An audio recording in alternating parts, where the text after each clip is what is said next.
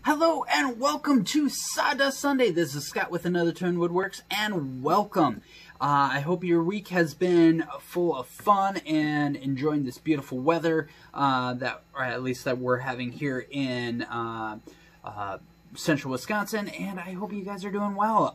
So we're back and we're making boxes. I wanted to make one with you guys, and I went ahead and assembled an elm with, or I made one with the elm, and I kind of wanted to explain how to make this box. So I got elm and walnut, and how I do this is I take a long board, so you can kind of see, like, I added a little place to put your, to lift the box, and I'm working on the hinges right now as well.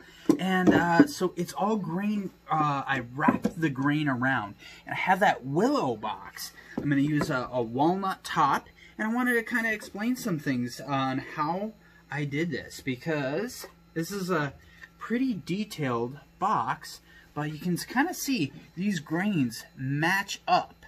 So you need a piece long enough for whatever you're holding.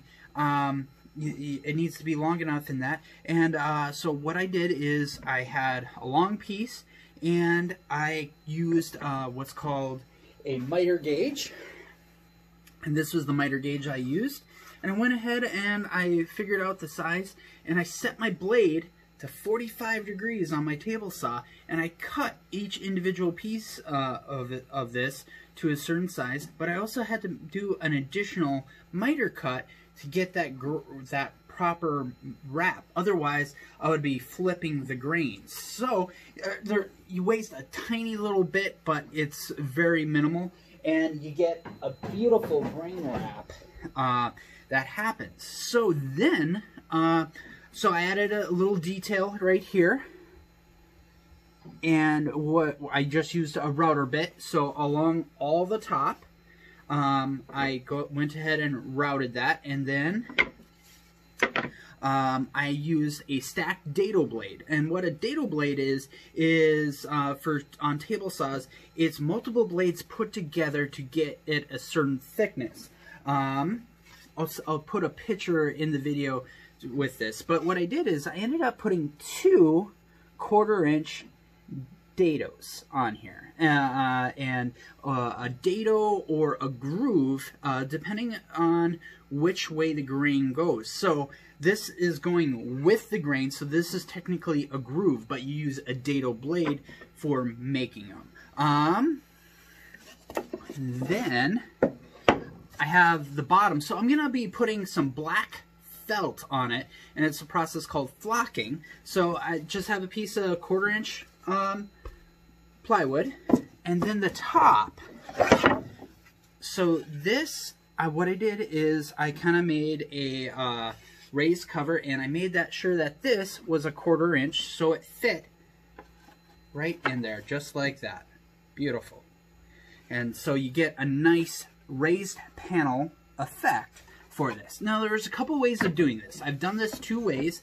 One's a very dangerous way, where I put a sacrificial block on the table saw, and I run this actually across the blade. It's very dangerous, and I tell you what, I will never do that again. I went ahead and I spent $40 on a raised panel router bit, and I tell you what, I should have done that the very first time I built these boxes, but when you're on an island, you find ways to do it. So I went ahead and I slowed my router bit all the way down to as slow as it can, because this is a big, heavy bit. This is probably close to a pound, how much this weighs. So that's a lot of motion, and a router can turn up to 20,000 RPMs depending on your router bit. So you've got to be very careful, because you start getting something that heavy, little imperfections or balancing issues, you can end up throwing this bit, which is very dangerous. So I went ahead and I used this, but I ended up doing this about 4 or 5 times to make sure I was taking little passes on it until I got to that 1/4-inch, so this fits perfect. So for today, what I'm going to do is I'm going to glue this up, and then next week I'm going to put in additional strength for miters for you guys to see. I hope you guys are enjoying this. I'm super excited to show you guys what this box looks like finished. And if you guys have any questions, or would you like to see a box built a different way, let me know. This is Scott with Another Tone Woodworks. Have a great week.